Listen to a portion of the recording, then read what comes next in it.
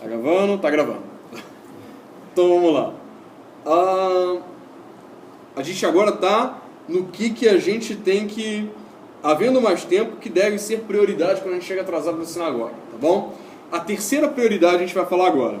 Os outros salmos que iniciam com Hallelujah. Tem lá o Sidur, depois eu vou mostrar para vocês, agora não vai dar tempo. Mas o Sidur ele tem várias partes, tem ali, depois eu pego. Tem várias partes com Hallelujah, depois a oração da manhã, né? As brachot do dia, da manhã. Vamos lá. Quarta prioridade. Vayerer David, até o Leshen Tefilatecha. Ok? São todas as preparações para a oração. Quinta prioridade agora. O Rodu até Verhu Rahun. E de lá passar até o Verhu Rahun antes do Ashrei e prosseguir dali. Então é uma coisa que para quem não está familiarizado com as tefilot do Sidur vai ficar um pouco difícil, tá? Mas depois que vocês derem uma olhada de novo no vídeo, dá uma olhada depois no YouTube que eu vou mandar o link para todo mundo. Dá uma olhada com calma, procura no Sidur com calma, onde é que está cada uma dessas partes, o que é prioridade, o que não é prioridade, que assim você se familiariza para poder ficar mais fácil de você acompanhar, tá bom? Vamos continuar aqui o que o Beit Yosef está dizendo. Quando o caso semelhante ocorre no Shabbat de Yom Tov, como a oração tem mais cânticos do que outros dias, a pessoa deve ter preferência para recitar os cânticos que também são lidos durante a semana. Aí aqui tem uma explicação aqui. A Mishnah Brurah 52 na Alahá número 6, ela fala o seguinte: em nome da resposta, Mekol Yokov também fala: preferível rezar sem coro do que ter que transpor uma bênção do Baruch Shammai de Sabarach. Isso aqui é a segunda opinião do Mishnah Brurah. Continuando, havendo tempo de proferir alguns cânticos que são acrescidos no Shabat no Yom Kippur, ela deve dar precedência no Shabat para o Mizmor Shel Leon HaShabbat, Mizmor Shel Leon HaShabbat, Tov Lehodot LaAdonai. Esse tem que ser prioridade. E o Halel Hagadol, ou seja, o Rodu Le Yadnai Kitov. Nos dias de Yom Tov, a precedência é para o Halel Hagadol, depois é para o Le Mantseach, Le David, Beshanoto e na Tefilá Le Moshe. Aí aqui tem mais uma anotação do Mishnah Brurah 52 na Alahá número 5, que diz o seguinte: quando o tempo é curto, a pessoa deve recitar somente o Baruch She'amar, Tefilá Le David, Nishmat e Itbarach, que são as prioridades. Depois a gente pode marcar, assistindo o vídeo, pega o Sidur e marca quais são as prioridades. Chegou atrasado, você já sabe o que você vai fazer antes de qualquer coisa, ok? Lembrando que quem não domina bem o hebraico e nem o aramaico, a pessoa deve fazer prioritariamente no português. Digamos que tem uma canção agora, que é uma oração, que está sendo feita, ela está sendo feita em hebraico. Eu não domino, o que eu faço? Eu tento cantar junto ou eu leio em português? Português, porque eu tenho que internalizar os conceitos, ok? Talvez seja melhor fazer como se faz a Amidah e no dia de Yom Kippur. No dia de Yom Kippur, como é que a gente faz? Antes de Yom Kippur, a gente se prepara lendo todas as orações em português, internalizando todos os conceitos, sabendo que cada oração está falando. Eu primeiro entendo cada coisa em português, internalizo. No dia de Yom Kippur, eu faço tudo em hebraico, mesmo que eu não entenda, porque eu já sei o que significa, entendeu? Então a mesma coisa acontece também com o Sidur. Você tem que entender ele primeiro para depois você fazer os cânticos dele. Nesses últimos dias, a gente estamos cantando as músicas tudo em hebraico.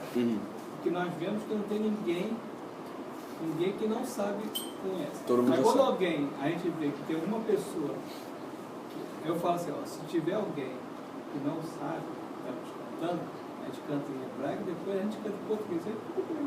Entendi. É isso que a gente está fazendo. Não, mas o que está dizendo aqui, na verdade, qual é o entendimento, é o seguinte: para a gente não atrasar as orações e para a gente não atrasar o andamento da sinagoga, entendeu? Para a gente não ter que voltar tudo. Por isso que existem aulas, aulas de tshuvá e aulas de pré-judaísmo. Tá bom, então já entendi. entendeu? A autochuvá, muito legal.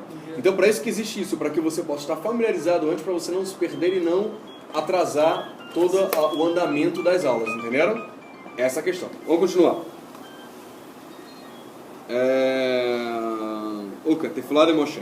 A gente está no penúltimo parágrafo aí, quem está acompanhando no BTCF, e diz o seguinte: todos esses cânticos e versículos devem ser proferidos antes do Ishtabar. Após a oração, a pessoa pode concluir que deixou de recitar. Entretanto, o Baruch She'amar e o Ishtabar não podem ser recitados depois da oração. Quando a pessoa vê que mesmo passando para Yotzeror, só será possível acompanhar o público da oração do Shemoneh Esrei rezando muito rápido, é melhor que reze sozinha, seguindo a ordem, rezando serenamente com concentração. Então o que acontece? Deixa eu só ler aqui a explicação do Mishnah Brurah. Eu vou direto para a explicação de número 6, não vou fazer a explicação de número 5 não, tá? Vou direto para a explicação do número 6 aqui da Mishnah Brurah. Ele diz assim: quando é necessário transpor os trechos do Korbanot, ou seja, daquelas orações de sacrifício, lembrando que, Haverim, todas as orações têm que seguir a lógica do sacrifício. Por quê? O sacrifício ele tinha uma intenção no templo. Qual era a intenção? Mudar quem nós somos e mudar a realidade ao nosso redor. Então, a oração acompanha o sacrifício. A oração ela não pode substituir o sacrifício, como alguns rabinos dizem. Tudo bem? Eu não vou dizer que eles estão errados, mas eu não concordo com essa explicação, que as orações substituem o sacrifício. Ao contrário, as orações elas mantêm a mesma kavaná do sacrifício. A gente não pode fazer sacrifício, mas as intenções que eram do sacrifício a gente pode manter. Então essas orações fixas são justamente para isso. Elas pegam as orações feitas na entrega dos korbanot do Beit HaMikdash, no templo. Tá? Korbanot são o sacrifício, que nada tem a ver com sacrifício. Vamos voltar um pouquinho o que significa korbanot. O que significa a palavra korban? Vem de qual raiz? Karuv, isso. Karuv significa aproximar, trazer para perto. Então o sacrifício não é matar bicho, tá bom? Sacrifício em hebraico não é matar bicho, tá? Tem a palavra para matar, que é shechita, e existe a palavra korban, que é usada para o sacrifício. Korban vem de keruv, que é aproximar, né? É a mesma palavra de querubim. Querubim é a mesma palavra de korban, tá? Significa aproximar, ok? Ok? Até aí todo mundo entendeu? Então, na verdade, cada entrega de um presente ao Beit HaMikdash, ao templo, que tinha um animal, na verdade o sacrifício não era só de animal, tinha sacrifício de animal, dinheiro, trigo, bolo, mas o que? Azeite, vinho, cevada e tal, tinha muita coisa. Então, na verdade, esquece essa história de sacrifício é matar. Sacrifício não é matar. Korban, a palavra melhor para ser traduzida, que não tem tradução muito boa, na verdade é aproximar. Aproximar de quem? De Akadosh Baruch Hu, de se aproximar do seu destino, daquilo que você nasceu para fazer. Então, as orações desses momentos, elas não servem para substituir o sacrifício. Muitos rabinos dizem isso é uma explicação. A minha explicação é diferente. A explicação é o seguinte: havia um propósito, mantém-se o propósito, só que o que você faz? Você coloca a intenção somente, é que você não pode fazer a ação, ok? Tudo bem? Então tá, tem esses korbanot, então o que a gente faz? A gente coloca a kavaná exatamente nesse ponto, ok? Entendemos? Continuando. Tá aqui na explicação 6 do Beit Yosef ainda. Precisa oferecer na ordem de precedência. Por isso que está falando que a precedência é dessas orações de sacrifícios. Por quê? Porque se essa é a mitzvah, tem a intenção é ter essa... A mitzvah é ter essa intenção. A entrega é parte da intenção. A entrega do sacrifício ou da oferta. Mas, na verdade, o que é mais importante é a intenção. Ok? Então a gente já fez a intenção, agora a gente não pode fazer a oferta, mas pelo menos isso mantém. Continuando aqui. Segunda explicação. O Shema dos Korbanot, Lefichar, até o Baruch Shem, isso aí se mantém. B. A porção do sacrifício diário, Korban Tamid, que é o Korban fixo, do incenso, Ketoret, de Lehiratzon, Shetimchol, até o Hayav Mitah. o merecedor de morte. Favorim, olha só, lembrando aqui, por que existem essas orações, o que existe Sidur? Tem um conceito antigo do judaísmo que fala o seguinte: tudo tem que ser feito com ordem e decência, correto? Isso é um ditado muito comum que todo mundo já ouviu um pouquinho. O que é a palavra ordem em hebraico? Sidur, que vem de seder, ordem, tá? Uma ordem para que seja feita. Então, tudo tem que ser feito com seder, tem que ter uma ordem, é porque tem que ter sidur. Sem sidur não tem ordem, ok? Então, na verdade, quando se faz oração de sacrifício, com aquelas orações específicas, quem foi que inventou essas orações de sacrifício? Ninguém inventou nada. Pega-se a passagem bíblica onde explica o que é o sacrifício, pega uma passagem de um salmo que diz um sacrifício, que cita um sacrifício, como uma ação de graça, por exemplo, de Letodá, e aí ele é recitado nesse momento, já que não pode se fazer o sacrifício, ok? Essas obrigações, lembrando que tem que dizer que são para os homens, não para as mulheres, porque ela tem tempo fixo e ela é afirmativa. Então, nesse caso, é para o homem. Quer dizer que a mulher não está envolvida? Não. Quer dizer que a mulher está envolvida. Em que forma que a mulher está envolvida? Preparar a vida do homem para que o homem não possa ter tempo, possa perder tempo com outra coisa e que possa sobrar tempo para oração. Não para tomar cerveja, nem para estar assistindo o Jogo do Brasil. Para estar tendo tempo para fazer oração de sacrifício. Por ela, pela família e por Am Israel, ok? Ok? Não é para o homem ficar à toa diante da televisão assistindo o filme. A mulher tem que ajudar o homem nos afazeres de casa, para que os dois percam a responsabilidade das orações de sacrifício, ok? Ok? Então a mulher está isenta? De certa forma está. Por quê?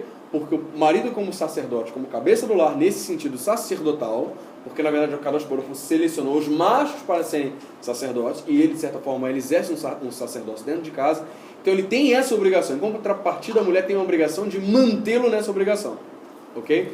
Se a mulher faz tudo para que o homem mantenha a obrigação e o homem não faz, a mulher já saiu da sua obrigação? Sim, ela fez a parte dela. Se o homem não conseguiu, mas ele tentou de todas as formas fazer essas orações no tempo correto, de maneira correta, e a mulher não ajudou, e ele de alguma forma tentou, mas não conseguiu, ele saiu da obrigação? Sim ou não? Não. Sim. Sim, tem que cumprir. Sim. O que ele tentou fazer. Embora ele não conseguisse. Esse é um grande problema, mas aí ele perde o mérito disso. Perceberam? Ele não recebe o galardão, o mérito, o zerhut por isso. Ele não recebe o brilho por essas coisas, entenderam? Então o que acontece? Por isso que um casamento bom é um casamento onde os dois são Bnei Torá. Os dois são literalmente filhos de Torá, mas os dois seguem mitzvot, os dois cumprem mitzvot, ok? Porque senão vai ter uma grande dificuldade. Ok? Tudo bem? Continuando. Caleb. Ok. Eu só estudou para achar. C. O terceiro motivo que traz o Mishneh Torah. O Yehiratson Sheiheshiach Softeno até o Veshachat Oto, caso necessite transpor algum trecho do Psukei de Zimra, as preparações do Shema, esses devem ser recitados. Rodul Adonai Kitov, ok? Todos os Redurim. Até o Vayavian, até o Vayaviai, Al Tareu, o versículo do El Nekamot Adonai, e os versículos de Adonai Tsevaot, Adonai Tsevaot e Adonai Hoshia, aquela oração de salvação. O Baruch Sheamar, até os dois até depois do Ashrei. Hallelu et Adonai min Hashamayim, perdão. Hallelu el Bekodsho Vayarer, até o Bemaim Azim. E aquele de Adonai imloch leolam vaed. Adonai imloch leolam vaed. Que é cantado muito quando a gente está naquele período de Selichot. Até o final do Itzpar, do Ishtabar. Isso está no Sefer Alahá, no 19, na Alahá de número 29. E assim a gente termina essa sétima Alahá. Ok? A gente vai só fazer... Que horas são? Vou aproveitar então só para emendar. Só tem a última alahá desse capítulo, então vou só terminar ela e a gente encerra esse assunto sobre o respeito na sinagoga, o kavod da sinagoga e essa questão das brachot, das orações, ok? Lembrando que tem muita gente que está acumulado três provas e 2 trabalhos, tá? Porque agora nesse final de semestre a gente vai acumular. Então quem já fez os trabalhos, o trabalho do primeiro semestre, tudo bem, sem problema, já fez o do primeiro semestre. Do segundo semestre vai ter um outro trabalho para fazer. Quem fez a prova do primeiro, beleza, vai ter uma prova do segundo semestre e ainda vai ter 2 trabalhos do primeiro semestre. Então tem gente que está devendo 4 trabalhos e 2 provas. Então cuidado para não acumular, porque não vai poder fazer o próximo semestre quem não fizer esses trabalhos, tá bom? E quem não passar. Senão vai ter que voltar para fazer essa próxima turma que a gente vai começar. Ok? Tá bom? Então é obrigatório os trabalhos, tá bom? Mesmo quem é tímido vai ficar lá um tempo lá o vídeo na internet, depois a gente tira do ar. Se eu sou tímido, não quero que apareça muito.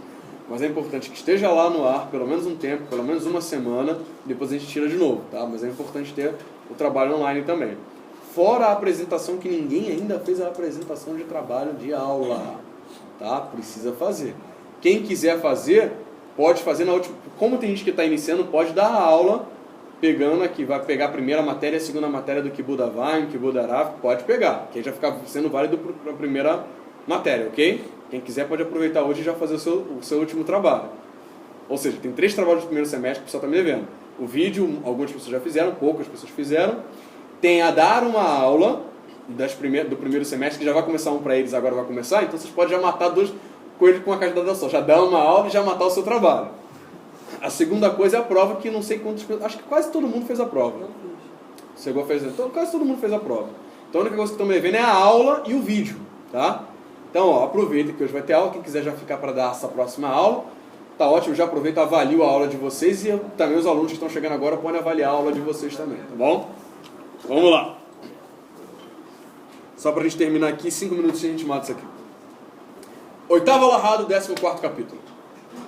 Se ao chegar à sinagoga, a pessoa constata que não tem tefilim, não tem talit de tefilim, ou seja, caramba, eu não trouxe o talit de tefilim, ou eu não deixei o talit de tefilim aqui, eu levei para lavar o talit, eu deixei o tefilim para fazer supervisão com o Rav, está na casa do Rav, eu não trouxe. O que eu faço?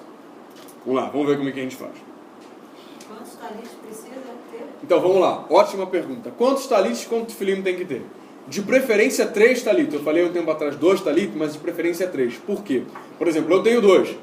Um eu trouxe porque eu tenho 2 lá em casa, né? Lá em casa não. Eu tenho um que fica na sinagoga e um que eu tenho em casa para usar, ok? O que acontece? Geralmente o talit ele fica um pouco mais sujo na aba superior. Você vai lavar, você vai usar qual talit? Né? Então o que você faz? Tem de preferência 3. Por quê? Um fica na sinagoga, um fica em casa e um fica de reserva. Por exemplo, o que eu trouxe agora está lavado. Eu vou deixar ele aqui na sinagoga e vou levar o que eu deixei aqui na sinagoga para casa, para eu lavar, para eu usar. Eu hoje vejo que eu preciso de 3. Um de reserva, porque enquanto não está secando em tempos de frio, que às vezes dá tempo, está frio e não dá tempo para secar para o dia seguinte. Então às vezes eu tinha que passar as pressas, passar para ele secar para eu poder usar. Então eu acredito hoje, eu vejo que no mínimo um judeu precisa de 3 talits. Ok? Talit gadol.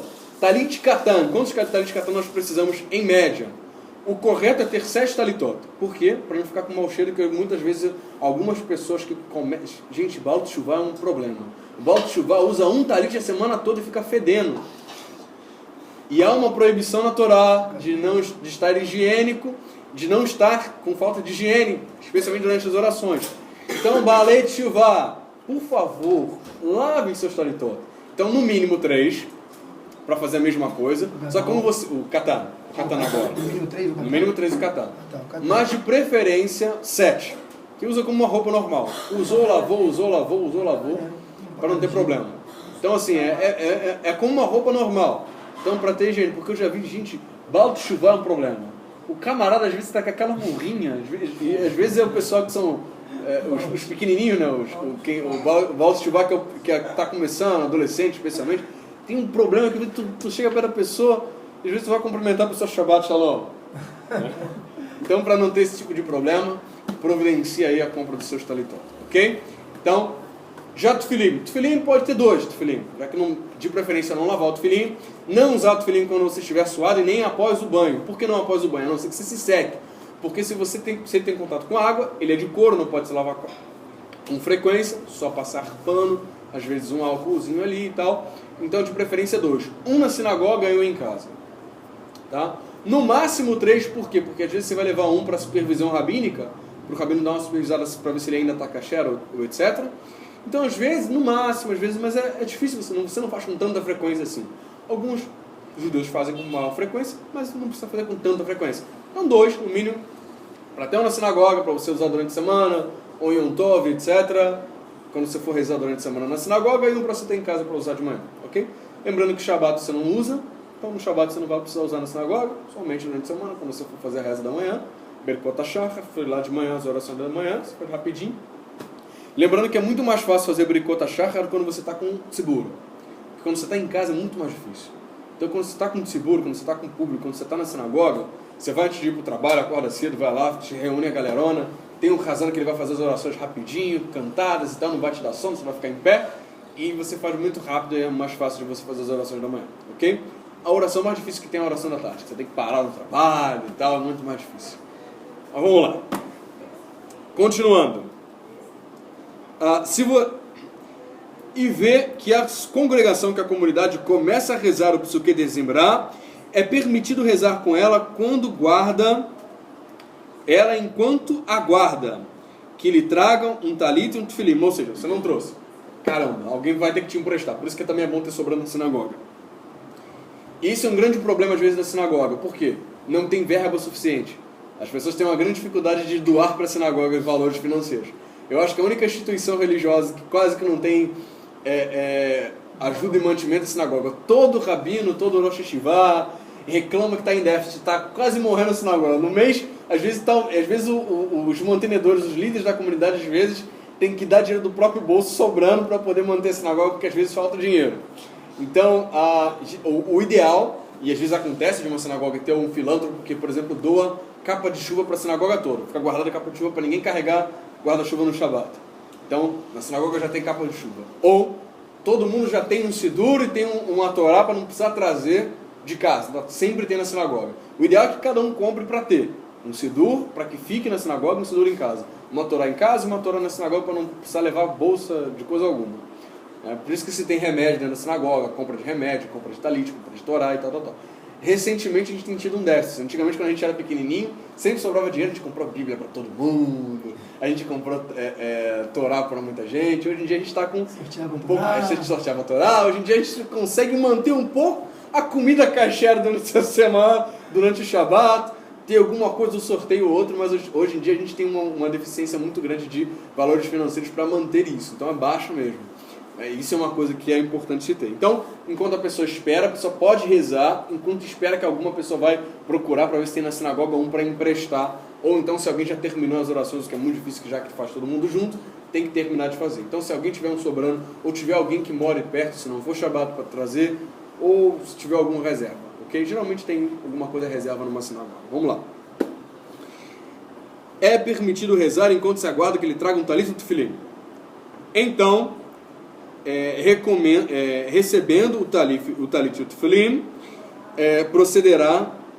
poderá colocá-lo após o ishtabar, antes que comece a brachá de Yotzeror, podendo recitar a brachá sobre a colocação. Então, a pessoa está esperando, vai fazer a brachá da colocação enquanto a pessoa está fazendo? Pode sim. Às vezes até recomenda-se que comece a pessoa a fazer aqui atrás antes de ir lá para frente, ok? Então, ou então aqui é até mais fácil, que geralmente as pessoas que chegam aqui na sinagoga vão ali para aquelas, meio que uma salinha ali do lado, tipo um escritóriozinho ali, coloca o talit ali, faz a oração do Matovor Alech Yaakov ali, depois entra, pode até fazer a brachá de colocação do tefilim e do talit ali dentro, depois entra já com o talit e o tefilim. Ok. Então, recebendo o talit e o tefilim, a gente já leu. Vamos terminar então. Enquanto a pessoa vê que para colocar o talit e o tefilim, ela se atrasará, e com isso poderá deixar de rezar o Shemona Esrei em público, com o tzibur, com a Kehilá, é melhor passar do Vehu Verachum e do Rodu para o Verhu Rahun, que antecede o Ashrei, ou do Vayosha para o Ishtabar, proferindo somente os cânticos principais, conforme explicado anteriormente, para ter condições de pôr o Talit Tefilim depois do Ishtabar e concluir a sua colocação antes do oficiante recitar o Kaddish. Itkaran Veitkadash Shomer Rabah. Ok? Isso aí, para isso a gente vai ver o capítulo 10, que muitas pessoas já viram, outras pessoas vão recomeçar essas aulas sobre oração. Então a gente já citou aqui vários outros capítulos, capítulo 7, capítulo 10 e o capítulo 6, sobre oração, que mais tarde vocês vão ver. E nesse caso aqui fala na aula de número 22. Ok, terminamos essa aula e encerramos então essa matéria. Alguma dúvida? Dúvidas? Não? Ok, então terminamos aqui.